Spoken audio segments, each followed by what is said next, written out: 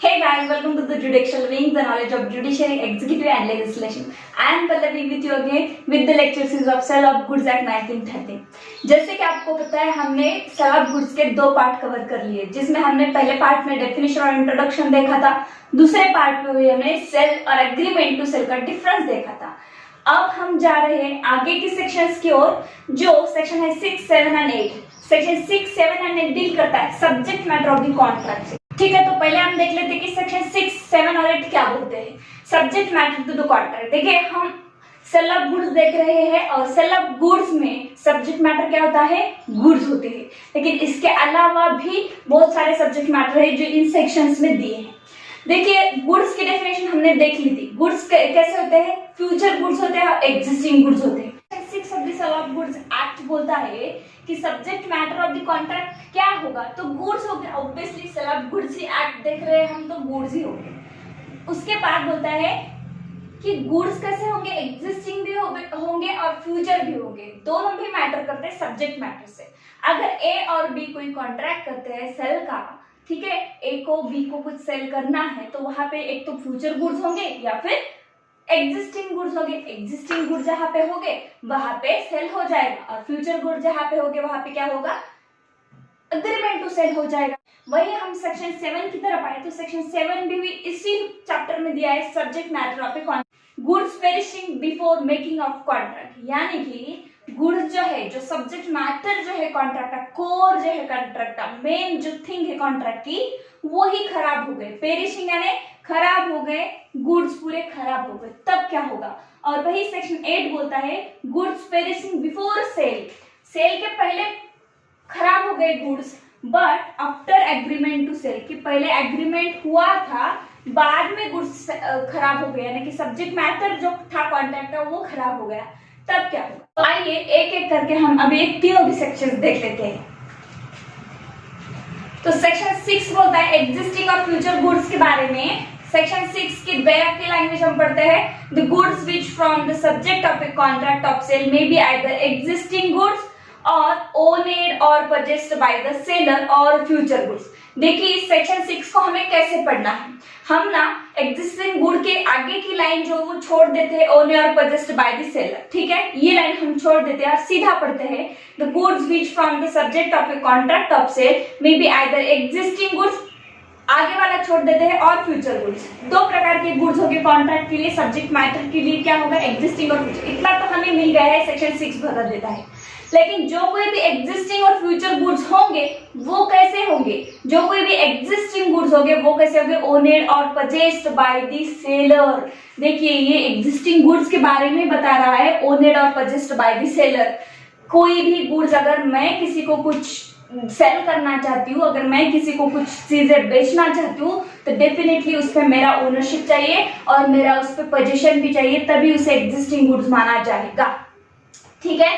और नहीं तो फिर दूसरे, अगर मेरा फिलहाल उस पे ओनरशिप नहीं है, फिलहाल उस पे मेरा पोजीशन नहीं, तो उसे फ्यूचर गुड्स माना जाएगा, ठीक है। तो ये सेक्शन सिर्फ एग्जिस्टिंग और फ्यूचर गुड्स के बारे में नहीं बोलता है, ऐसे सब्जेक्ट मैटर में के बारे में बोलता है जो कि ओनर के पास अभी है, उसका ओनरशिप उस पे है, और तो और उसके पास पोजीशन में वो थिंग है, तभी उसे एग्जिस्टिंग गुड्स माना जाएगा, और नहीं है तो उसे फ्यूचर गुड्स माना जाएगा, ठीक। उसके बाद ये बोलता है सेक्शन 6 का 1, ठीक है। अब इसके बाद हम सेक्शन 6 के 2 में आते हैं, ठीक है। सेक्शन 6 का सेकंड नंबर का प्रोविजन बोलता है there may be a contract for the sale of goods the acquisitions of which by the seller depends of the contingency which may or may not happen। देखिए, contract act में हमारे section 31 से लेकर 36 तक contingent contract के बारे में बताया गया है, ठीक है। तो कॉन्टीजेंट कॉन्ट्रैक्ट क्या होते हैं, कॉन्टीजेंट कॉन्ट्रैक्ट जो होते हैं depends upon uncertain future event पर होते हैं, ये हैपनिंग और नॉन हैपनिंग पे डिपेंड करते हैं। मतलब अभी हम यहाँ पे एक एग्जांपल लेते हैं, ए और बी है, दो पर्सन है, ए के पास एक गाय है, उसे बछड़ा होने वाला है। ए ऑफर करता है बी को कि मेरे पास एक गाय है, काऊ है, उसको बछड़ा है, उसको बछड़ा होने वाला है, क्या तुम लोगे, ठीक है। तो बी बोलता है ए को जब बछड़ा हो जाएगा तब मैं उसे लूंगा, जब बछड़ा हो जाएगा उसे तब मैं परचेस करूंगा। मतलब ये क्या है, हो जाएगा, ये सर्टन हैपनिंग इवेंट पे डिपेंड कर रहा है, ठीक है कि नहीं। हैपनिंग इवेंट जब हो जाएगा तब मैं उसे परचेस करूंगा, तो ये आता है कॉन्टीजेंट कॉन्ट्रैक्ट में। तो ये भी एक सब्जेक्ट मैटर माना जाएगा सेल ऑफ गुड्स एक्ट में। क्यों?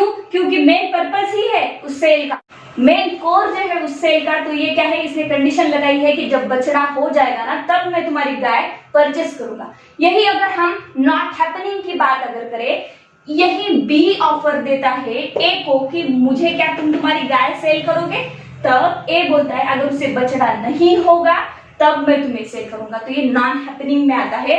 तो यहाँ बोला गया there may be a contract for the sale, ऐसा भी सेल हो सकता है goods acquisition of which by the seller depends upon contingency, एक अनसर्टन फ्यूचर इवेंट। कॉन्टीजेंसी का मतलब होता है एक uncertain future event which may be happen or not happen. So contingency which may or may not happen, हो भी सकता है नहीं भी। बछड़ा अगर हो जाएगा तब खरीद लेंगे, नहीं होगा तब मैं तुम्हें सेल करूंगा। ठीक है, तो ये दोनों भी चीजें इसमें आती है। तो ये सेक्शन 6 का हमारा 2 भी क्लियर हो गया।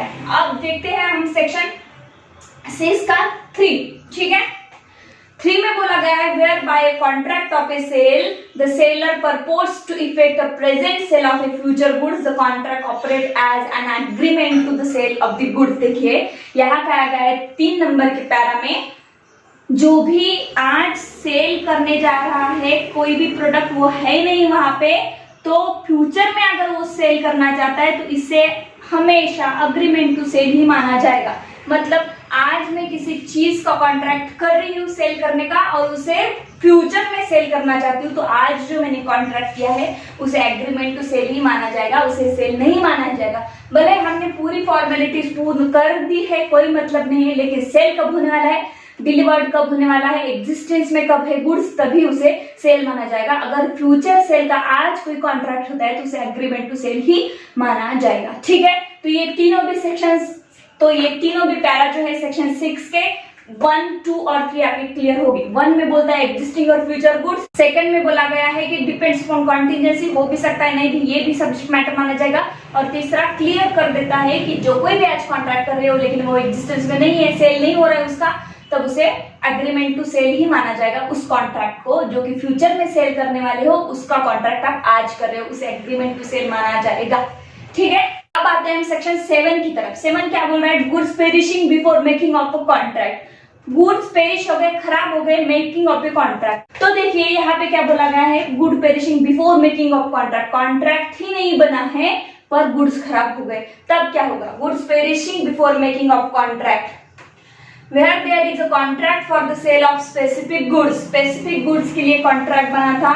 the contract is void if the goods without the knowledge of the seller have at the time when the contract was made perished or become so damaged as no longer to answer to their description is the in the contract। देखिए यहाँ कहा गया है specific goods इकट्ठा करके रखे थे, ठीक है, इसका कॉन्ट्रैक्ट अभी होने वाला था लेकिन पहले ही खराब हो गए, कॉन्ट्रैक्ट ही वॉइड हो जाएगा। ठीक है कि नहीं, एक बाइक थी वो खरीदने के लिए मैं जा रही थी, सब हमारा जो ऊपर का कॉन्ट्रैक्ट हो गया था हमारा, मैं आज जाने वाली थी खरीदने के लिए, कल हमारा एग्रीमेंट टू सेल होने वाला था, लेकिन क्या हुआ, बाइक चोरी हो गई, तो ये कॉन्ट्रैक्ट वाइड हो जाएगा। ठीक है, तो यहाँ बोला गया कॉन्ट्रैक्ट वाइड हो जाएगा if the goods without the knowledge of seller. जो सेल कर रहा है ना उसे भी पता नहीं है कि गुड चोरी हो गए, अगर उसे पता होता तो ये वाइडेबल हो जाता, ठीक है कि नहीं, लेकिन ये वाइड हो जाएगा। ठीक है, अगर उसे पता होता तो ये इलीगल हो जाता, लेकिन उसे पता नहीं है तो ये सेलर को भी पता नहीं है, तो ये वाइड हो जाएगा।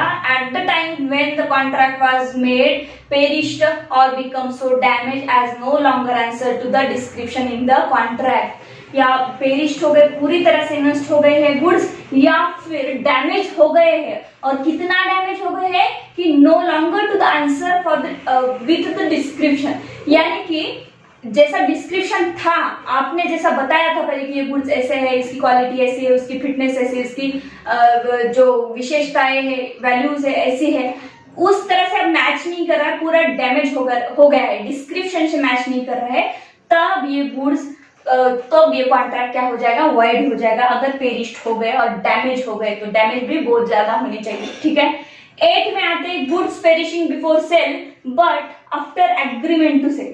देखिए यहाँ कहा गया है goods perishing before sale, sale होने वाला था, सेल हुआ नहीं था, but after agreement to sale. देखिए गुड्स का अग्रीमेंट टू सेल और सेल के बारे में हमने जान लिया है। अग्रीमेंट टू सेल हो गया था, थोड़े पैसे दे दिए, कॉन्ट्रैक्ट हो गया कि इतने इतने तारीख को इतने इतने बजे हम आपके गुड्स डिलीवर कर देंगे। अग्रीमेंट टू सेल हो गया, बायर घर पे चला गया, अब 2 दिन के बाद गुड्स डिलीवर होने वाले थे, उसी बीच गुड्स पेरिश हो जाते हैं। हो सकता है शुगर के बैग से बहुत बड़े कॉन्ट्रैक्ट करके गया परचेसर, और उसके बाद बहुत सारी बारिश आ गई, सेलर को भी पता नहीं है, और बारिश इतनी जोर से आ गई कि उसके गोडाउन में पूरा पानी चला गया और पूरे गुड्स पेरिश हो गए। लेकिन अग्रीमेंट टू सेल हो गया था, ठीक है। तब क्या होगा, where there is an agreement to sale on buyer perished और सेलर और बायर, सेलर का भी फॉल्ट इसमें होना नहीं चाहिए और बायर का भी नहीं होना चाहिए, ठीक है।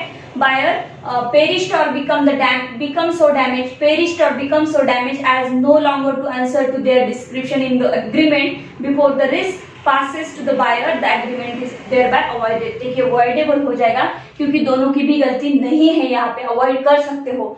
तो यहाँ पे बोला गया बहुत बार ऐसा होता है कि ऐसा नहीं होना चाहिए कि इसको तो अग्रीमेंट कर दिया लेकिन इसके पैसे भी मैं हड़प लूंगा, पानी डाल दूंगा गोडाउन में, नहीं दूंगा इसे गुड्स, ठीक है कि नहीं। और ऐसा भी नहीं होना चाहिए कि परचेसर घर पे चला गया और घर पे जाने के बाद वो गोडाउन था उसके घर के पास था, पानी का पाइप डाल दिया गोडाउन में, शुगर खराब हो गई। तो ये इलीगल नहीं होना चाहिए, दोनों के नॉलेज के विदाउट होना चाहिए, मतलब दोनों को भी पता नहीं है, नेचुरल हुआ है। तो ये है सेक्शन 6, 7 और 8। तो क्या है, subject matter existing future goods होना चाहिए। उसके बाद एक कंडीशन बताई गई, कॉन्टीजेंट कॉन्ट्रैक्ट होगा तो क्या होगा, उसे सब्जेक्ट मैटर माना जाएगा। तो हाँ, कॉन्टीजेंट कॉन्ट्रैक्ट में भी जो होने वाला है और नहीं होने वाला है उसे सब्जेक्ट मैटर माना जाएगा। जो पहले ही खराब हो गया उसे भी सब्जेक्ट मैटर माना जाएगा, गुड्स को उस गुड्स को, और वहां पे कॉन्ट्रैक्ट वाइड हो जाएगा। और बाद में एग्रीमेंट टू सेल के बाद में अगर सब्जेक्ट मैटर आपका खराब हो जाता है, गुड्स खराब हो जाते हैं, तब उसे क्या माना जाएगा, अवॉइडेबल माना जाएगा। दोनों पार्टी को पता ही नहीं है तब, ठीक है। तो ये हो गया हमारे सेक्शन 6, 7 और 8। आगे के लेक्चर में हम आगे के सेक्शन को कवर करेंगे। Thank you so much friend for watching my video and like कर देना, सब्सक्राइब भी कर देना, यानी कि मेरे रोज के वीडियो की नोटिफिकेशन आपको जल्दी से मिल जाए। Thank you so much.